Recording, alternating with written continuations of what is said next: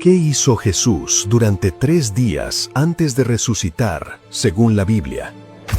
La mayoría de las personas conoce 2 momentos. El viernes falleció en la cruz. El domingo resucitó. Ni de lo que pasó en esas horas donde el cuerpo de Jesús estaba en la tumba y el mundo creía que todo había terminado. La Biblia dice que Jesús no estuvo quieto esos 3 días. Estuvo ocupado, muy ocupado. Y lo que hizo en ese tiempo es una de las historias más increíbles y menos contadas de toda la fe cristiana. Bajó al infierno. El Credo de los Apóstoles es uno de los textos más antiguos del cristianismo y dice algo que mucha gente repite sin entender. Descendió a los infiernos. 1 Pedro 3, 18 al 20 lo confirma con palabras muy específicas. Dice que Cristo fue muerto en la carne, pero vivificado en el Espíritu, y que en ese Espíritu fue y predicó a los espíritus encarcelados.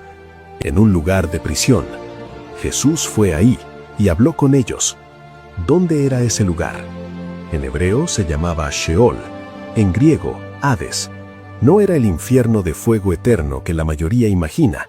Era el lugar donde todas las almas esperaban después de la muerte, justos e injustos por igual, esperando algo, sin saber exactamente qué.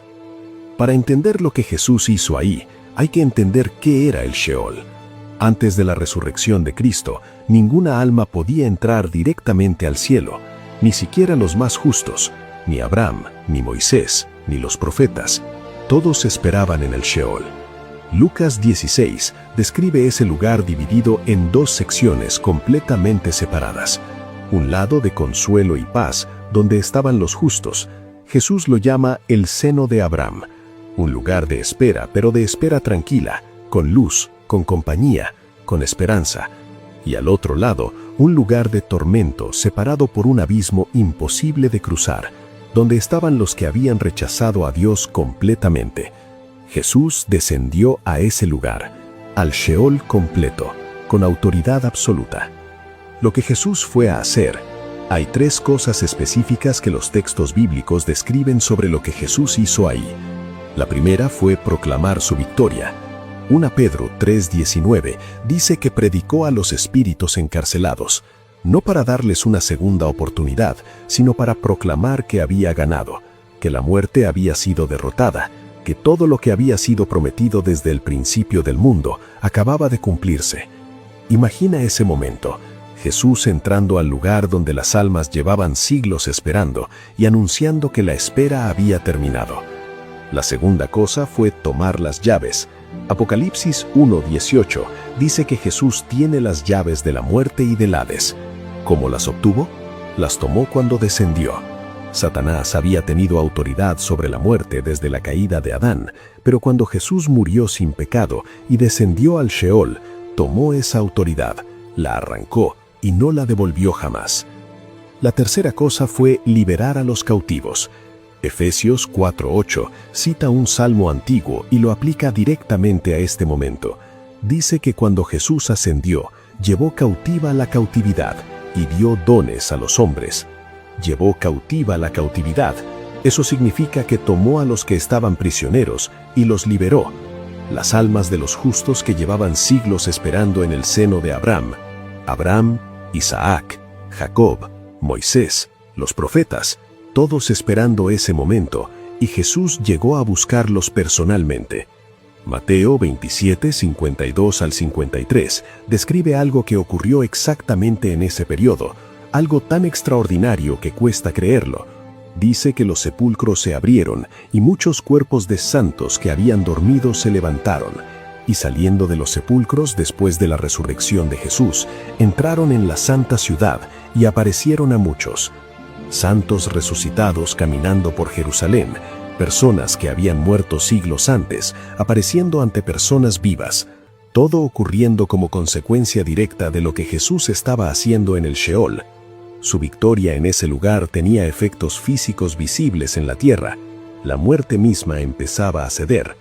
Colosenses 2:15 describe lo que Jesús hizo en esos 3 días como una batalla y un triunfo público.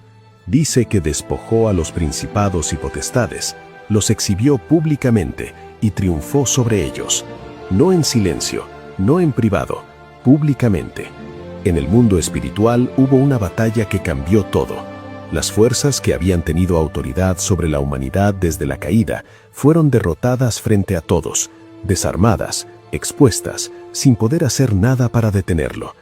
Jesús no estaba sufriendo esos 3 días, estaba ganando, paso a paso, nivel por nivel, tomando de vuelta todo lo que Adán había perdido. Y entonces llegó el domingo. La tumba vacía no fue el comienzo de la victoria, fue la confirmación pública de una victoria que ya había ocurrido. Jesús regresó al cuerpo, pero no al mismo cuerpo de antes, un cuerpo glorificado, que podía aparecer y desaparecer, que podía atravesar paredes, que era físico y real. Tomás pudo tocarlo, pero que ya no estaba sujeto a las limitaciones del mundo físico. Y cuando ascendió al cielo 40 días después, no fue solo. Efesios 4:8 lo deja claro. Llevó consigo a todos los que habían esperado en el Sheol: Abraham, Moisés, David, Elías, todos los que habían vivido con fe antes de la cruz, finalmente entrando al cielo, finalmente en la presencia de Dios, no como prisioneros esperando, sino como hijos llegando a casa. Jesús no murió y esperó en silencio hasta resucitar. Usó esos 3 días para cambiar todo, para tomar autoridad sobre la muerte, para liberar a los que esperaban, para anunciar su victoria en el mismísimo territorio del enemigo. Hebreos 2:14 dice que precisamente por eso tomó carne y sangre, para destruir por medio de la muerte al que tenía el imperio de la muerte. No para sobrevivir a la muerte, para destruirla desde adentro, y lo hizo completamente. Eso significa que la muerte que enfrentarás algún día ya fue derrotada antes de que llegaras tú. El lugar donde las almas esperaban sin esperanza ya no existe de la misma manera, porque alguien entró ahí, tomó las llaves, abrió las puertas y demostró que no hay lugar en el universo, ni en la tierra ni debajo de ella, donde su autoridad no llegue. Eso es lo que pasó en los 3 días que el mundo creyó que Jesús estaba muerto. No estaba muerto, estaba ganando.